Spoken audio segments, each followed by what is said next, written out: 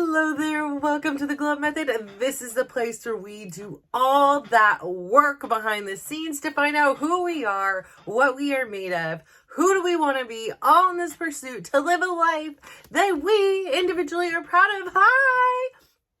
Hello, my name is Natasha and I am so honored to be on this journey with you, and I'm so proud that I get to be your host today. Hello, it's been a couple days again. I literally did myself over. I like spice, but I did not grow up liking spice, okay? So I was like a bland, I eat like one vegetable, I think was cucumber, that was green. I just did not like all the things that my dad was, healthy foods that he boiled chickens and raw eggs, and I wasn't into it. I wanted all the goodies. I wanted the sugar and the sweets and the breads and the pastas. Like, give it to me. And so I discovered spicy stuff later on in life. My kids and everybody liked it. And so gradually I started eating more and more like things. Thankfully, my palate has definitely grown, but I've learned to love spice. And so on Friday night, I had a great class. I had a good time with my friends, again, just loving my life, right? And even in the turmoil, like I say, even when I, am faced with like, oh, you have another $3,400 of repairs, like I am still like, okay, you're going to get through this. So I go to my gym, I do my thing, and then Chris and I are going to cook some gyoza and some edamame. So I like the edamame spicy. Edamame's cool on its own, but I was like, I want some spice. So let me tell you, I ad-libbed here. I made up my own recipe, and I hit it with a lot of chili something or paste. I think it was chili something paste.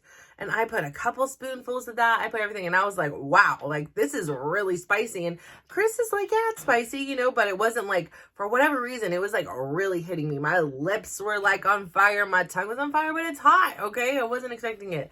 But I was eating on an empty stomach after doing a dance class and a heated bar class, or not a heated bar, heated yoga class. That was like a yoga sculpt. So it was a hard one. So I detoxed, I was dehydrated, everything probably.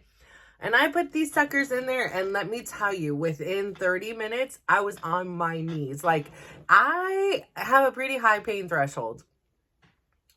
I literally was in a Safeway on my knees. I was like, I need to go. Like, this is not good. I am not well.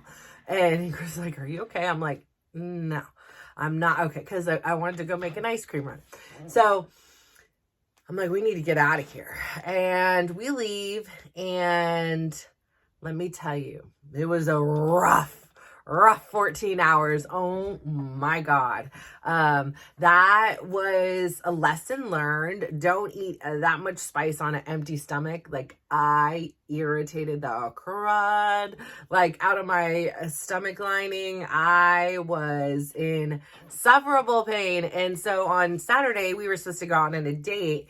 And I was like, listen, I need to be within feet of a toilet. I am not getting in a car. I'm not going anywhere. Like, I'm staying here. And I felt super weak from all of the cleanse that I was not intending to have. So, Saturday I spent just chilling, eating my brat diet, having some rice and chicken and, things to be like, okay, let's see here if we can reintroduce you yet. Thankfully, after about 14 hours, it pretty much subsided. Still a little bit on its irritated side. It's like, oh gosh, but just taking it slow and steady with it.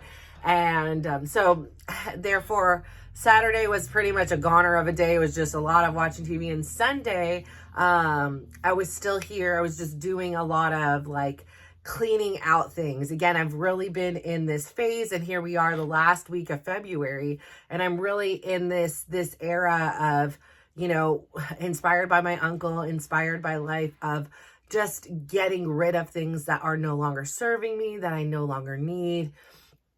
It is so freeing, like I think about it underneath our cabinets. When we had to have the construction done, there were many bins I filled up with all the belongings that were in the cabinets.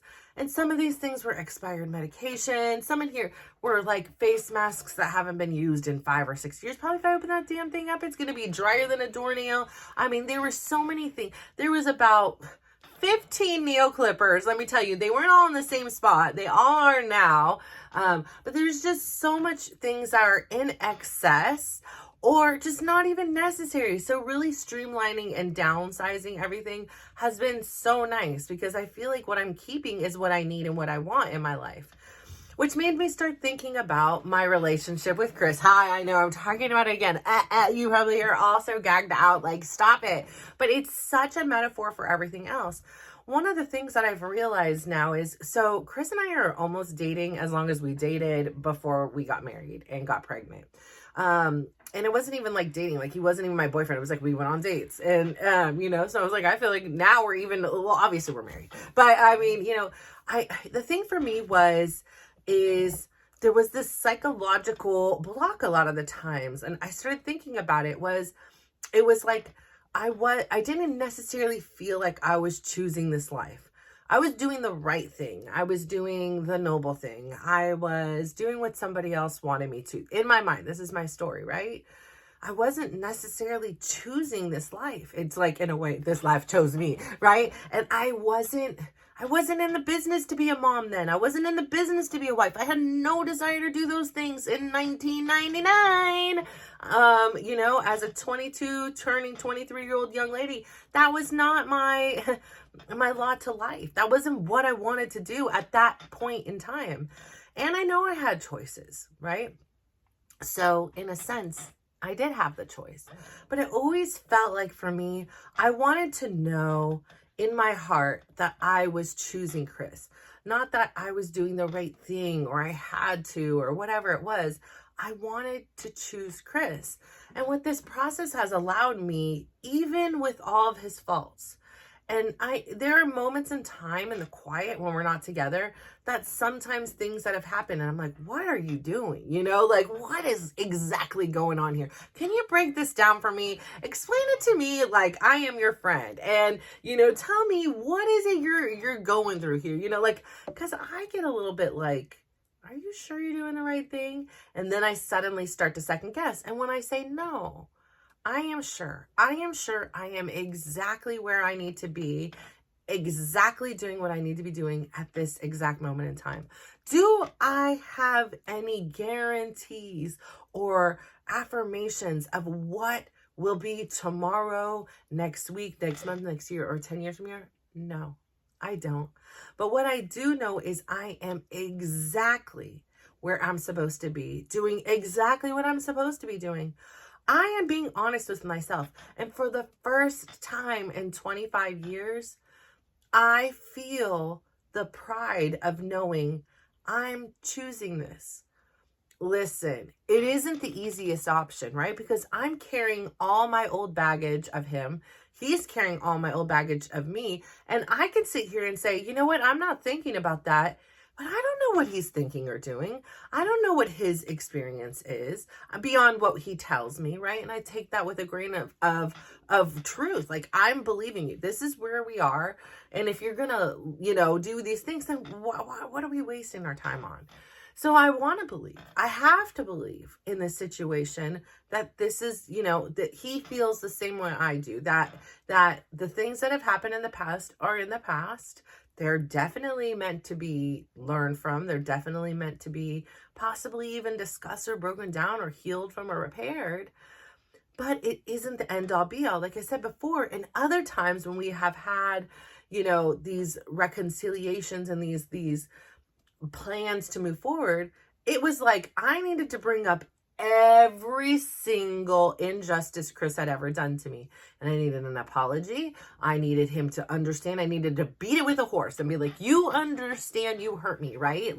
And I have permission to hurt you in a sense because you hurt me. I'm not there. That is not where I'm at now. This is a personal journey. with somebody else. Does this make sense? Like, it's starting to make sense to me because I am the common denominator in that relationship, right?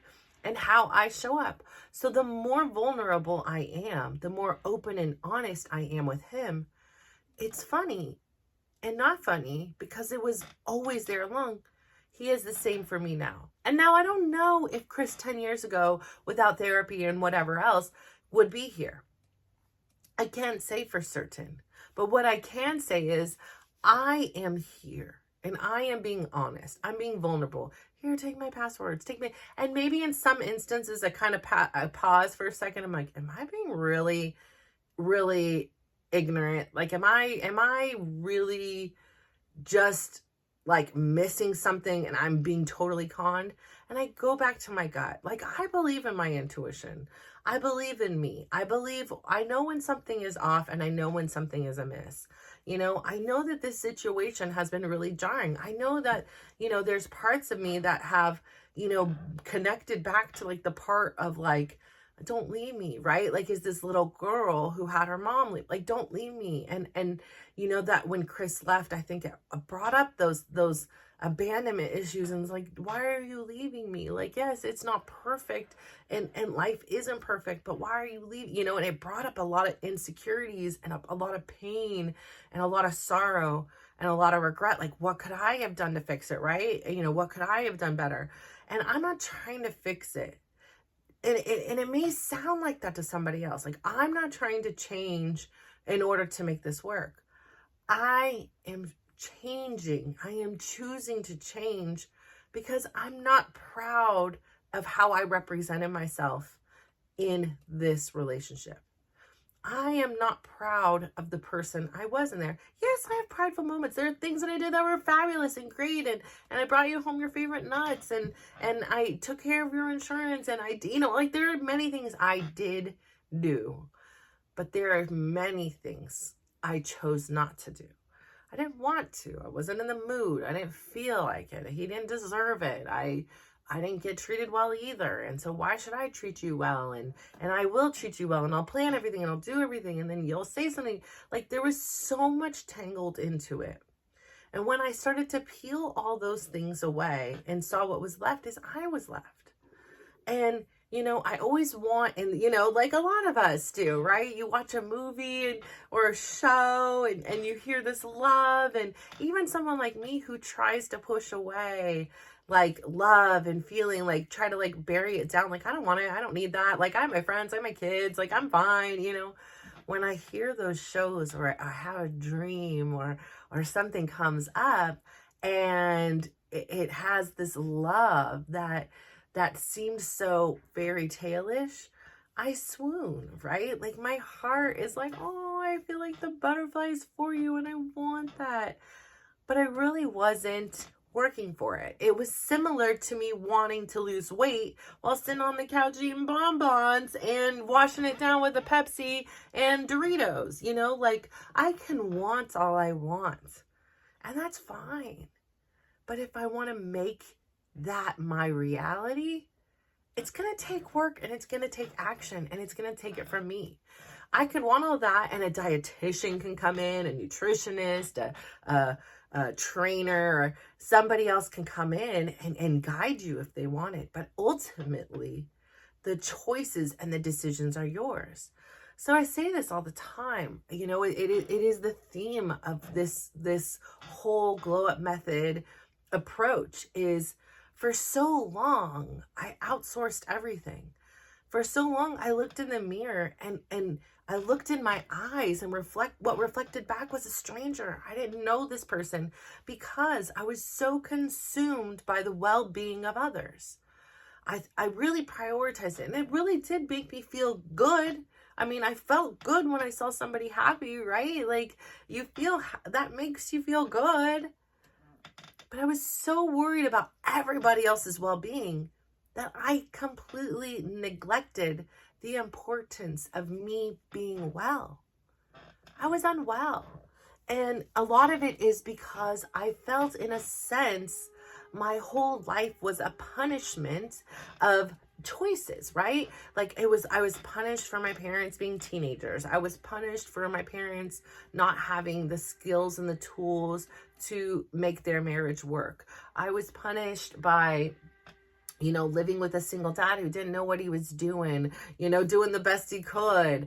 I was punished by getting pregnant. I was punished, but like in a sense, it was like, and a lot of it was somebody else's choices and decisions, like Chris had said, oh, I'm sterile, I'm not, things. And even though he said these things, and even though we still used protection, I still got pregnant. So I don't know who that doctor was, but they were not, they were wrong. And that's okay. We're all human. They're practicing medicine. They're not gods themselves. Even though sometimes we kind of give them this power to make us think about it. What I've learned in this thing is they're practicing medicine. Just like I'm practicing, being healthy physically. I'm practicing being a good partner in a romantic relationship. And so I'm really proud. And there's moments, like now where, of course, like the initial, it was like a honeymoon period. Like we were reconnected and things were va-va-voom. And I almost felt like this pain when we were apart. And now time has continued. And the question, when we spend more time and we're at the house here is like, well, what would every day look like? Would it be like, you're on my nerves? I liked you in the beginning because it was new and fun and we were going on dates and we were connecting romantically and all these things. And is this still sustainable? And so I'm glad 2 months later, it's not like it's a lifetime. He is still somebody that I want to spend time with. He is still somebody that when something good or bad or indifferent happens, he's the first person I think of. And when I reach for the phone, I want to reach out to. And so I've opened myself a lot more. I mean, he was helping, he was showing up differently. Like suddenly he just wanted to do like help fix and make it so our systems that had been working, that operate all our lights and stuff, were working even better. And so he was doing it and he would walk up and, he would need my phone. So he'd put my, he would tell me, get in the phone and look away. I'm like, listen, just take the code. Like, I want this foundation of just honesty and trust. And if you're going to do something to me, just like I'm going to do something to me, that's on me. Like, if you want to ruin all of this, like by misusing my trust, then fine, that's what's going to happen. And so I'm not going to sit here and stress on it. I'm like, just take the code. Here it is. Like, I want to be in a relationship with somebody I can trust with every inch of my bones, with everything. And I know that hasn't been Chris. And so for me to do this now, that's a huge leap of faith. That is a huge place of vulnerability. And it's all I can do is take who he is showing up as today. Today, he hasn't betrayed my trust as far as I know. Yesterday, he did not betray my trust as far as I know. And so I have to believe in my heart that that's what it's going to be. And I also have to believe that should he choose that, I'm a much stronger and wiser person now. And this is, for me, my last chance at this. And I believe it is possible for us to be together for the rest of our lives. I believe it can be beautiful. I believe that everything we're experiencing has happened for a reason. And that's what makes me proud. And that's what I choose. And so, yeah, this weekend was a weekend that we didn't go anyplace. And I don't even think we actually left the house after Friday. So, oh no, we did go to Costco. Real good times. We ran out of milk. So, we ran to Costco together and it was just very sweet. So I'm just so proud that I could get past all of the things, and he has gotten past, but not past, but we're moving forward and growing together. I'm really proud of us because the way we experience one another now is so much different than it ever has been. And that's all comes down to you. It comes down to a choice. If I looked myself in the mirror and I said, I'm not proud of you, I'm not feeling pride. I'm not feeling happiness inside because you're settling for Chris or what he's done to you. I wouldn't be with him, but I feel this sense of pride in myself and this willingness to grow, this willingness to not be stubborn, this willingness to say, hey, He is human and you're human, and you both made a lot of mistakes. And here's your opportunity to learn from them, to grow from them. And ideally, you grow together and you continue to create this beautiful family that you've created. And you continue to foster this friendship and this companionship for the rest of your days, where you can travel and laugh and date and eat and shop and watch shows and play games and enjoy the births of grandchildren and the marriages of children and all those beautiful and exciting events that the future holds for us. And so I'm really grateful for this. And what it means for me is, by living a life that makes me proud, is this ability to no longer prioritize the well-being of someone else.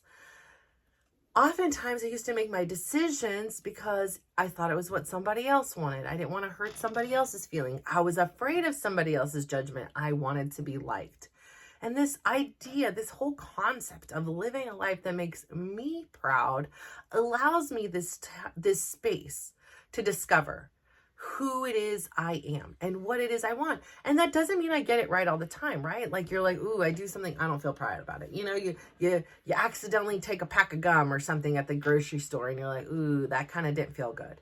You can now make adjustments, right? You can go back in, you can pay for it, you can return it, whatever it is you want to do. You can go back to the next, whatever it is, whatever feels good. It doesn't mean you always get it right? Like, I could be going through this and then suddenly be like, no, this I cannot do anymore. You know, like, again, live a life that makes me proud. Yes, I don't always have the best ways of articulating to my kids certain things, right? In particular, my daughter, because there's this, you know, I'm still the parent, so I have, you know, a different tone of voice when it comes to things. I can very much be their friend and listen, and their confidant and things. But when it comes to something else, that serious, you know, deep voiced mom comes out, and it's like, no, you know? And so, you know, in this situation with my daughter, and in a lot of ways in the past, I would have conceded because I wouldn't have wanted to hurt her feelings. That I would have sat with the pain and realized this pain will go away. Like, the heartbreak I felt for Chris, the missing I felt for Chris, it would go away eventually. And especially if we went to court, it was going to go away really quick, because I would have allowed my anger and irritation and frustration and the fact that he wasn't seeing his kids and all those things that he was doing.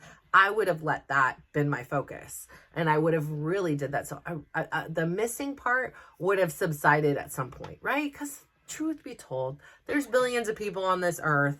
There's people I've missed and now I don't even think about, right? Like, there's people I felt heartbroken over and I barely remember their name now. You know, like, that's part of life, right? Like, so I know I would have gotten past it. And I would have felt like, in order to protect my daughter, who was already going through enough by this situation, my responsibility was to dishonor my experience, to prioritize their well-being. And I'm really proud of myself for saying, this is something that I'm experiencing and I did not anticipate. And I'm really proud for the courage to pursue it, right? To say, hey, I'm feeling confused. Like, I don't know what's going on here. To have the courage to tell this to somebody else, and to have the courage to say, can we meet? You know, can we do these things? Instead of just sitting back and hoping something would happen, or dealing with whatever would happen before it got too far. And I'm just really grateful for that, because there was this image in my head that all of a sudden, you know, we're at the end of our lives. It's later on in life. And I think it came because I was listening to a book, and it was actually talking about two brothers that had gotten an argument. And one was, you know, terminally ill and in the hospital. And the one brother came and, you know, like, came in with some flowers, and he didn't know how his brother would receive him, the ill one. And basically the brother said, what took you so long? Or, you know, why didn't we do this years ago? Life is fragile, right? We get so caught up in what we feel, and then that consumes us. And then we get distracted by life and bills and kids and projects and things like this. And then, you know, 1 week turns to two turns to three, and years have passed and transpired, and that rift just grows deeper. And it's a lot like what could happen within your household, within a marriage, within anything, right? Even with your kids. Look, it's hard to be in relationships. They take a lot of work. They take personal work, right? You have to have the accountability to raise my hand and say, yeah, I hurt your feelings. Yeah, that was a crappy thing to do. Yes, I'm sorry for that. Like, yes, I will work on being better. Does that mean I'm going to get it right the next time? No, it doesn't. It's a practice. Like, we are practicing being these human beings over here. And it's really important that you have a lot of self-care, that you have a lot of self-love, that you develop these things, because they build this confidence and this character in you that allows you the freedom to explore why you feel, instead of me beating myself up like, why are you missing some guy that did this to you, did this to your kids? Why? Like, you know, like in so many ways in my past life, that's the way I would have responded to me.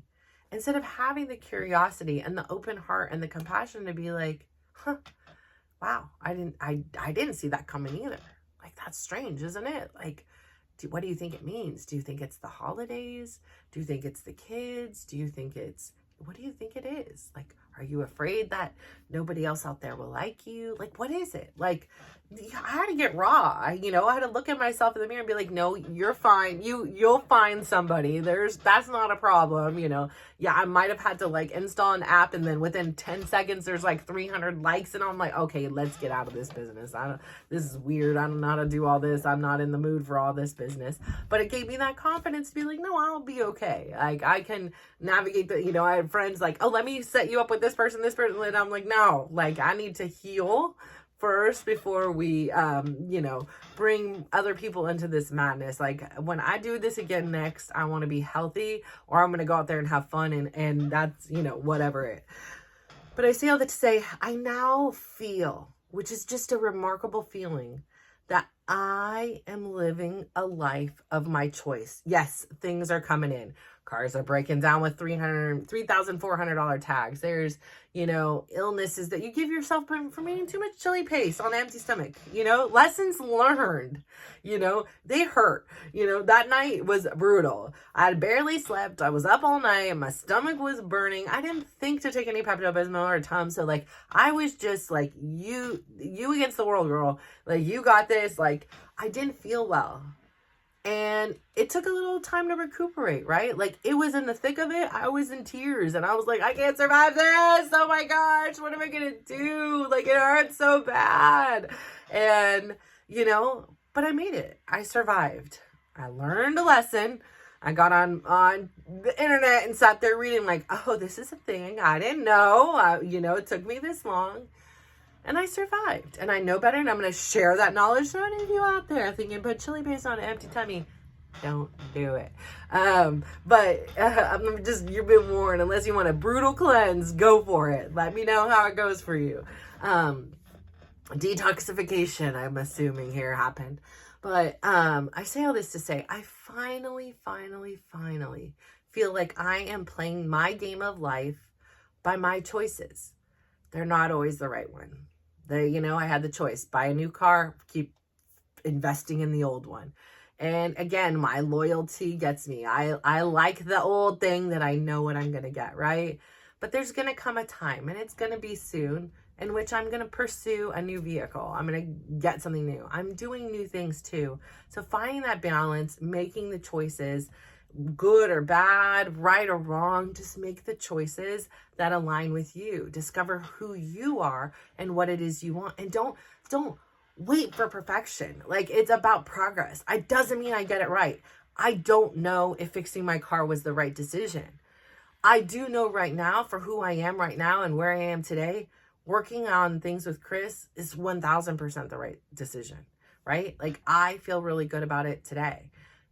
And I felt really good about my decision about fixing my car that day. I really did. I was like, whew, dodge that bullet. Okay, put on my credit card, and I have a car, and I don't have to worry about it for a while. Yes, it's not working out exactly as I thought. And it doesn't mean it's game over for the car. It just means that, hey, it still needs more work. And that could be Chris and I. Things can come up along the way, and we can agree to disagree on certain things. And so I say all this to say, continue to live a life that you choose. Continue to explore what it is that makes you feel proud and what it is that doesn't make you feel proud, and make those adjustments. Lean into what makes you feel proud, independent of anybody else's opinions, their acceptance, their judgments. What it is you want, what makes you proud. Does it make you proud to go out there and play pickleball? Does it make you proud to go out there and gossip? Does it make you, if it does, great, continue, do it. But if it doesn't, and it gives you that little feeling in your tummy like, it doesn't feel right, make the adjustments. So I say all this to say, please go out there today, give yourself a big old smile in the mirror, give yourself a compliment. Then I'd love for you to go out there, give somebody else that big smile of yours and give them a compliment, and literally watch how you guys grow and glow up together. Thank you so much. Have a beautiful day. Bye.